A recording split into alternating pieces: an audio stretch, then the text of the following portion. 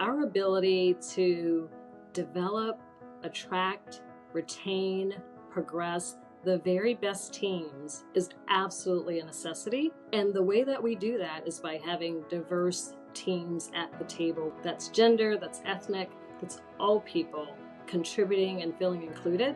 It's crucial for the future of our firm. It's about making the changes real and making us all accountable for it. This is not going to be just an initiative or a fad. It will be a new way of life for us as a firm. That this is not just something that impacts a certain group of our overall firm, it impacts everyone. The firm is going to fundamentally change, and we want everybody to be part of that journey.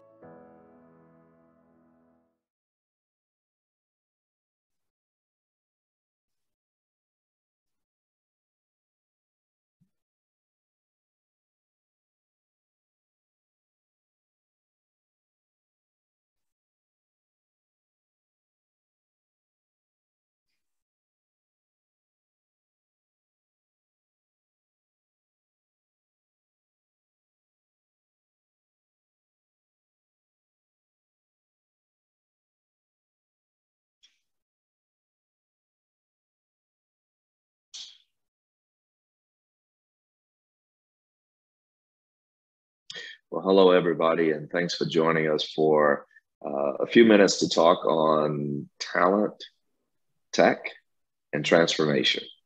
And I was the guy to your left or to your right, I don't know, on the picture, but Erskine Fosh Chuck is a nickname that most folks call me, I think. And I have the honor of serving as Chief Development and Innovation Officer for the Chicago Urban League, and really just thrilled to have two amazing leaders in this space to join us. And I want to ask them to introduce themselves. And I will start. I'll start with the person who is in Atlanta. If it's all right with you, Todd. Perfect. Well, thank you, Chuck, for the opportunity to introduce myself. I'm Rasan Shears, a principal with KPMG. And my role there is driving transformations and then the other part is enabling diversity, equity, and inclusion for our advisory business, because those two things go hand in hand, because we need a transformation in order to achieve the goals that we've set out. Looking forward to our conversation. Todd? Great, thanks, Rasan, and thank you, Chuck, for having us. Really excited for the conversation. I guess from the agenda topic, I'm the tech side of this. So my role with KPMG is focusing as one of our national leaders in our technology business. So working directly with our clients across the country on how to implement and scale a number of technology solutions. So I'm really excited to be here. And you know, I guess that is my day job. My other job, though, is really focused in some of the work that we're doing as a firm, both internally and with the communities that we live in, Chicago being home for me, around diversity and inclusion. So really looking forward to the topic today. Before we jump in, Todd, tell us a little bit about your background and journey and path to the position where you are now, and I think what this passion you have for what you're doing. Yeah, so it's interesting to me. I think I was fortunate enough growing up to get, you know, at least the, you know, focus on education and getting an opportunity to know that education was important. With that said, though, it wasn't technology. I think, Chuck, you know, my original background isn't necessarily in technology, but have really thought of myself as a lifelong learner, and have found myself kind of in a technology role for the last decade plus, and really enjoy what I do. And part of that makes it really interesting to me to see you know, how I can help others in that path, and kind of become that lifelong learner, so to speak, and focus on careers in technology. As a technology leader, and you're going to hear more from Rasan on some of the things that we're trying to do as a firm, I see a bit of a gap in some of the diversity that we would like to see in our business. And I think it's important for us to think about ways that we can differently provide access to those lifelong learning journeys, and specifically and selfishly, I guess, around technology, being that is kind of the passion that I have, and you know, the part of the business that excites me the most. Got it. Rasan, tell us about how you made it to this chapter, and then if you'll jump right into, you know, what's important. Why are we gathered right now? Absolutely. You know, this is a personal journey for me. I started my career as an intern at KPMG on the audit side of the business, and have traversed multiple companies and multiple parts of our business, all really driven by the notion of solving problems. And solving problems for me started as being the only child of a single mom who had to figure it out. And so, because I've always had to figure it out, I'm excited by that. I am intrigued by that. And the bigger the problem, the more intrigued I am. And so, as I started having conversations 5 years ago when I stepped into this role with younger people in our organization and across our profession, even at multiple conferences, what I was marked by is the similarity of their experiences to that which was mine, 20 years back. And the fact that not enough had changed, that the experiences and the challenges that I had faced and really believed that we had surpassed, they were continuing to encounter. And so I knew that while we had been in this space and had been doing this work for some time, it wasn't making the kind of impact and the kind of difference that we, at that point, said we aspire to. And so I set about trying to change the game, trying to look for new and innovative ways, leveraging technology, engaging with leaders and engaging with people from varieties of backgrounds to allow us to really make an impact so that my kids, my two girls, actually have a different experience when they enter the workforce. And so that's the journey that led me here. And it's also how I ended up in the transformation space, because it's really the core of what's necessary for us to achieve the things that we see in front of us and really to tackle those big problems. You know, when you say see the things that are in front of us, I have a friend that uses a couple of lines, and I really dismissed it until it sort of really it sank into me and sunk into me. I think when she says, you don't know what you don't know, mm-hmm. It's really hard to like, no, I know everything, right? And then the second thing is you cannot be what you can't see. Yes. So, you know, when you talk about changing the game and you talk about your two girls and you talk and you're looking at the evolution of what has happened in the past X number of years, where are we now? And where do you think that KPMG can take us? You're working on an exciting project, and I'd love for you to be able to share that with us. But talk about you for a second, and then if you'll share that with us. Absolutely. So I would say where I am, is in a place of coming to terms with what is actually true about where we are, what must be true in order for us to achieve our aspirational goals, and tackling those things together. So I will tell you, again, I grew up as a single mom. That informed my approach at being a mom, particularly a Black mom. And I have to be mindful of my own biases and how I apply what I expected of myself on other women making those choices for themselves that have the right to make different choices. And so I need to make sure that I'm making space and making sure that we have programs that make space for people to make choices that are very different than the choices maybe the people who instantiated those programs years ago thought were the choices that you should have. And so that to me requires some personal work. And then in terms of thinking about what we're doing to make a difference. In our Accelerate 2025 program, we're really challenging ourselves to evaluate the status quo, to leverage data to really inform. You know, one of the things we've done a couple of is we're engaging all of our professionals in hackathons so that they can use their craft and their passion and apply that not just to solving our clients' problems, but to solving our community's problems and our profession's problems. And the ability for them to do that, something that they've honed personally, combined with their lived experiences, have allowed us to unlock innovation and creativity in a different way than we haven't seen in our enterprise, and that many haven't seen in theirs. And so just giving space for the birth of those new ideas, eliminating the barriers of what has been true in the past, and really redefining that for the future. Again, challenging our legal definitions of terms, challenging the, the stalemates or the stalwarts of our organization, really have allowed us to be in a situation where we can dramatically change the trajectory of change that has occurred.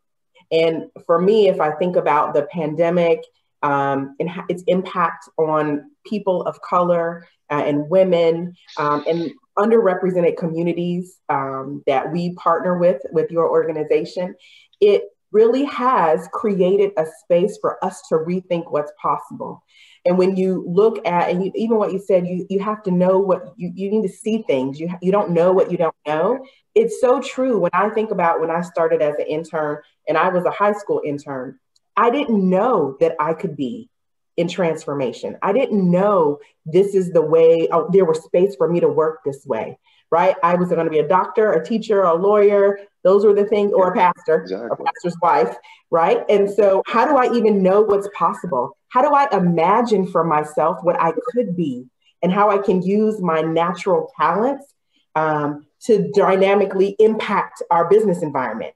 I don't know these things. I've never been exposed to this business. I've never even been exposed to even the topic areas. And so just creating ways to make that connection happen is such a game changer for us. And technology is at the core, and we have to really push out and reach communities who haven't engaged with technology in such a meaningful way so that they can join this party. Todd, she made me feel bad. I don't know if she made you feel bad when she said, she was an intern. It was just a couple of years ago, and now she's already at these ranks. And you and I are old, and I don't know if you felt that. I will take whatever it is I can get at this point. I'm coming back to you, Rasan, to talk about Accelerate 2025 in a minute. But Todd, she really brought up some really some things that we don't like to talk about, which is there's a big chasm, there's a big divide. And you said it earlier, you're the tech guy. You see it on the front lines of there's so much opportunity, but there are those who just don't know that there's that opportunity, and how do we get them in the pipeline and all of that. Talk a little bit about what you're seeing on the front lines. So, I think Rasan made some really good points about you don't know what you don't know, right? And I think when you think about careers in technology, a lot goes into, your experience and background, kind of early days. And I think there's a huge opportunity for us to get more exposure to different groups of people that may not be seeing the same kind of, equality in access to technology, either through growing up, through their schools, through the programs that they have, through their mentorship, their social circles. I think there's a lot of things that we can address in that area. And that's something that I see, kind of where I sit in the organization, and I guess just more broadly, I look at this exploding, I think Rasan referred to it as a party, right? Like it is a tech party, and it's a heck of a party, and it's raging at this point, right? It is a massively growing field. It is creating jobs. It is creating careers. It is creating wealth. It is a game changer in society. And I think we can use, that as a catalyst to get access to different parts of the population that may not have seen themselves in those types of careers, to fundamentally change, kind of the trajectory of a number of people's lives. And I think, that's what gets me probably the most excited about this is, how do we actually make some longer term change, but then, but give it, get access to people to the careers that are there. As a leader in this area, I am hiring. I cannot hire enough people, right? And if I have to go create talent, this is a great opportunity for me to go help create diverse talent that's going to, start changing kind of the trajectory of where we're seeing some things happen. And just on a personal note, first and foremost, Rasan and I are good friends, right? And the events over the last year have really opened my eyes, right, to some of the things that really, that resonated, and just being able to have conversations, right? There's certain things that obviously I can't see, feel, understand, and experience, but having some of those honest conversations that really has me, passionate on we need to change and we need allies to change. And, that's what gets me, I think, most excited about this, right? KPMG has an amazing program. So you want to tell us a little bit about Accelerate 2025? Absolutely. So Accelerate's mission at its core is to dramatically change the face of our profession and the face of our organization. And that doesn't mean at the exclusion of anyone. It's because, as Todd mentioned, the business is growing so dramatically. There's room here for everyone. But for us to do that, we know there are 3 core tenets we have to work on. The first one is getting here and making sure that we are seen as a destination for career, that we are seen as a profession where you belong.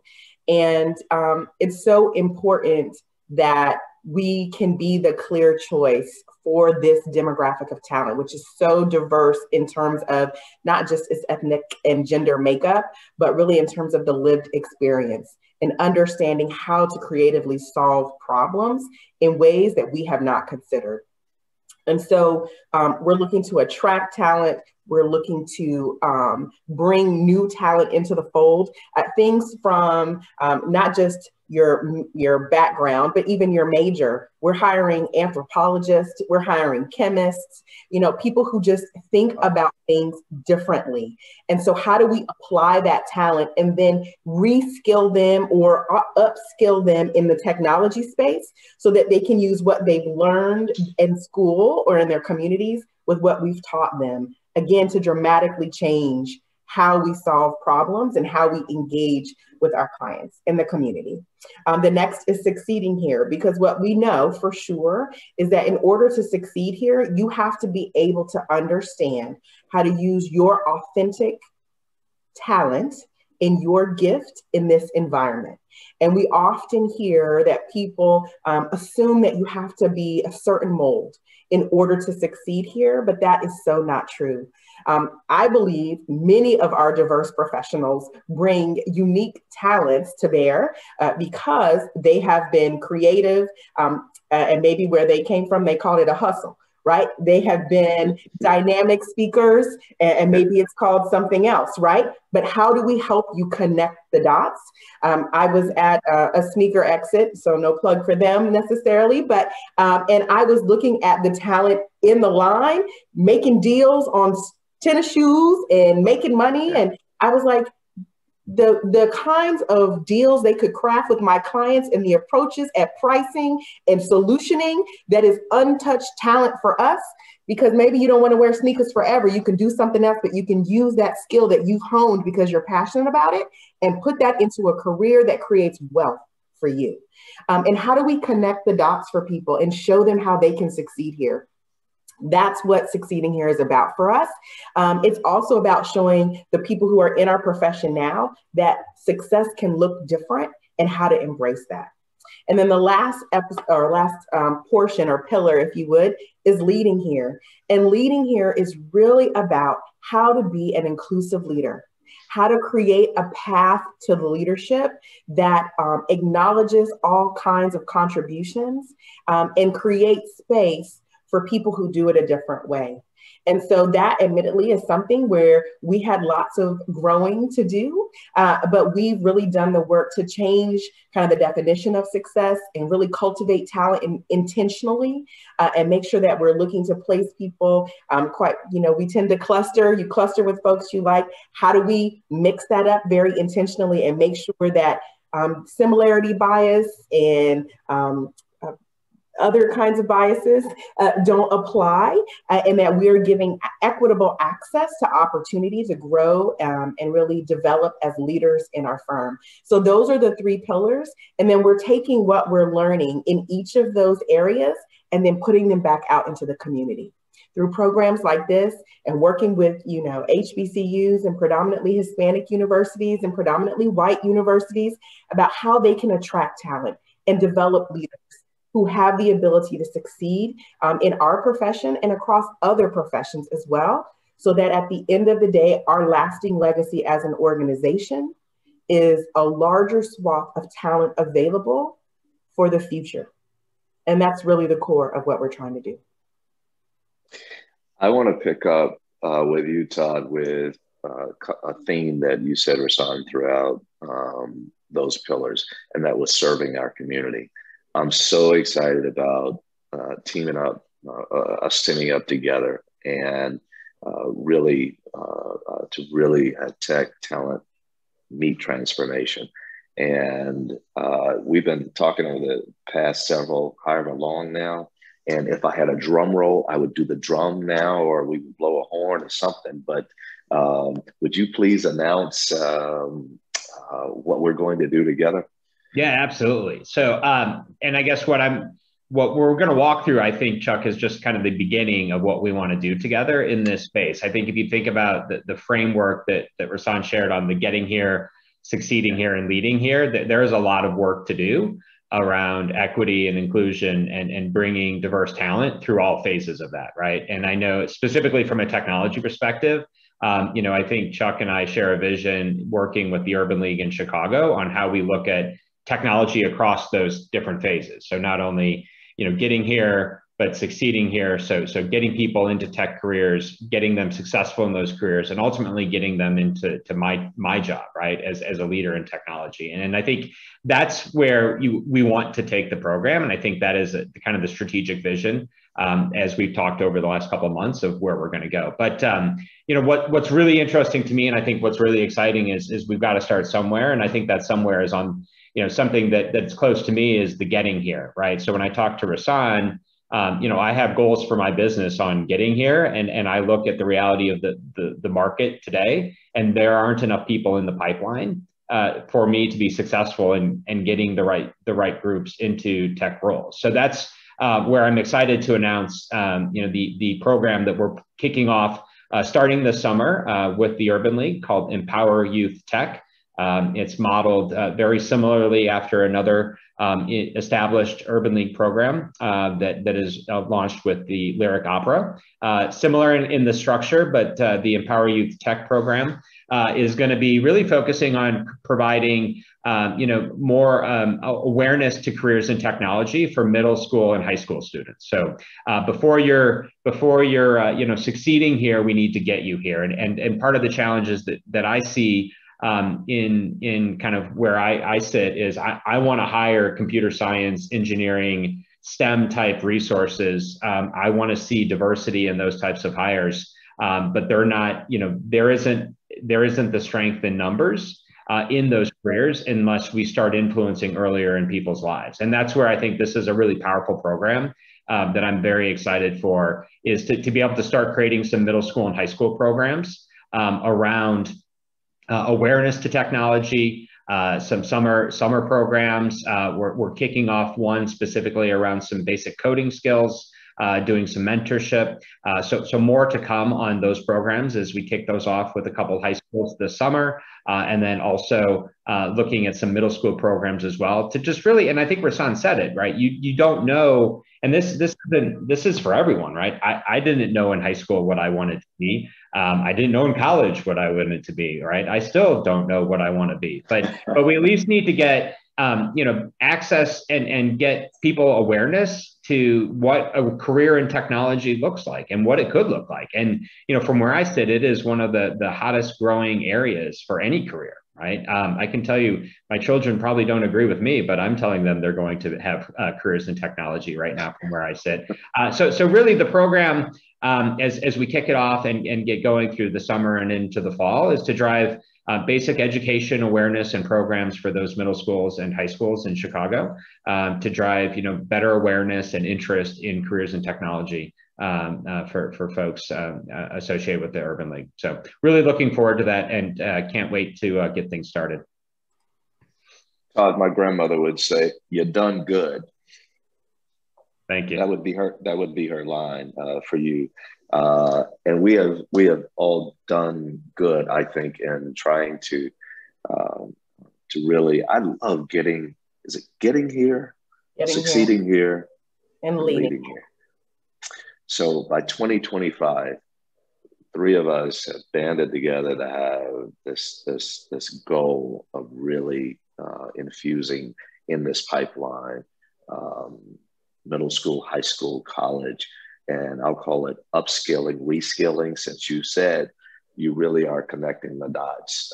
And I loved what you said, Rasan, about, you know, we can take your talent and mold it, shape it.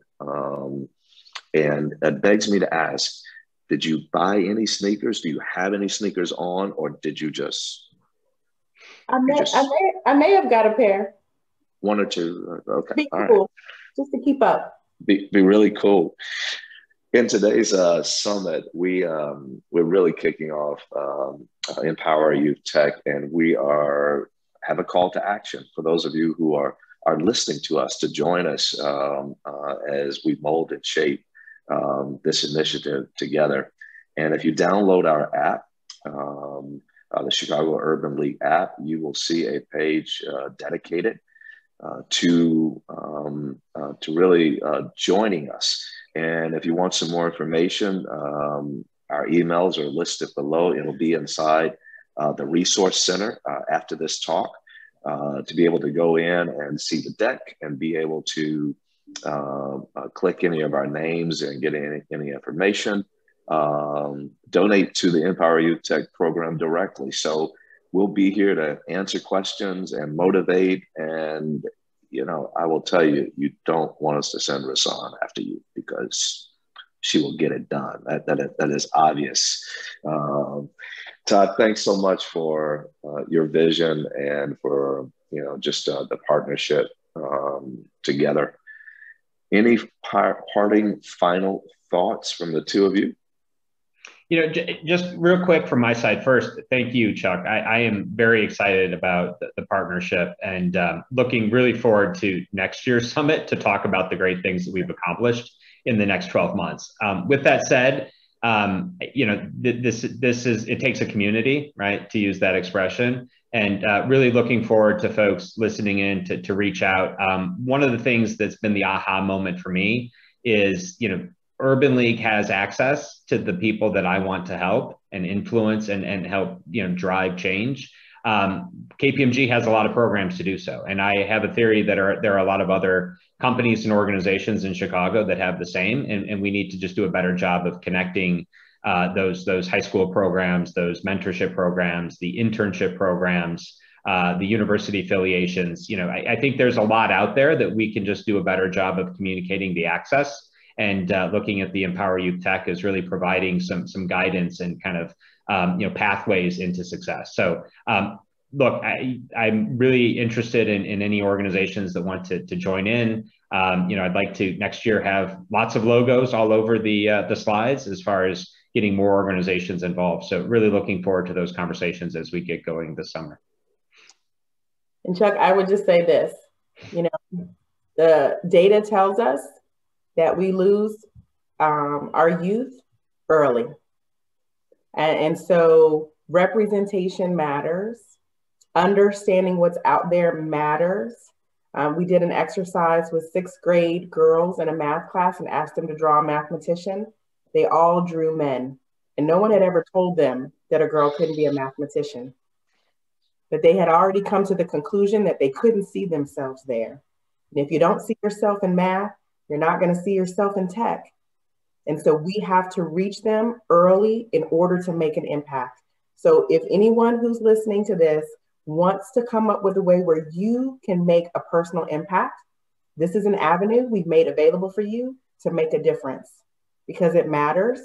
And it doesn't take much for us to reach one and change that image that little person sees into something where they can see themselves. I have enjoyed these few minutes together, and really just excited about what we're gonna do together. You guys are rock stars, and I am just honored to be at the party, right? And we'll keep the party going. And on behalf of all of my colleagues and team members at the Chicago Urban League, thank you to KPMG for just really stepping up and truly honoring what this summit is about, leading toward equity. So thank you both for the time. And for those of you who are watching, please go to the Resource Center and check out how you can get engaged and involved. So thanks, Todd. Thanks, Rasan. Thank you. Thank you. Bye.